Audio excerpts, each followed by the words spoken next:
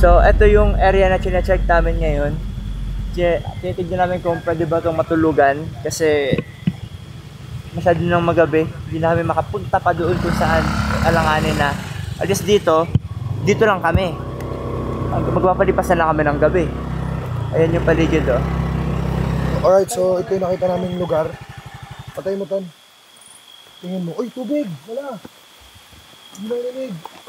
Falls! Hindi ba tayo pwede, no? Opo. May source na kami ng tubig pala. Ayun, no? Ayun, hina nung lapit ko. Tabang, di ba? Pwede na tayo dito sa ilalim. Gusto nyo sa ilalim tayo? Itago tayo sa kanila. Pwede. Ang lamig talaga. Saan tayo magtali? Ayun, sa taas. Dito po. Sa taas. Ay, paslante. Unlike dun sa pinakataas. Yan tayo sa taas, oh. Bakit tayo? Hala. Ito mo? Grabe ka, tarik ah. Diyan na tayo magtali. Opo. Di ba? Opo. Diyan, kakain dito. Paano yung motor natin? Dito lang tayo motor. Dito lang. Kita naman natin. Okay lang yan. Kasi ito na lang. Nasa taas na tayo. So, kailangan natin ng amok bag kasi doon tayo matutulog. Isang bag lang naman yan, guys. Naka-ready na agad. So, kung paano yung mga bag, takpan na lang natin ng dahon dito lang.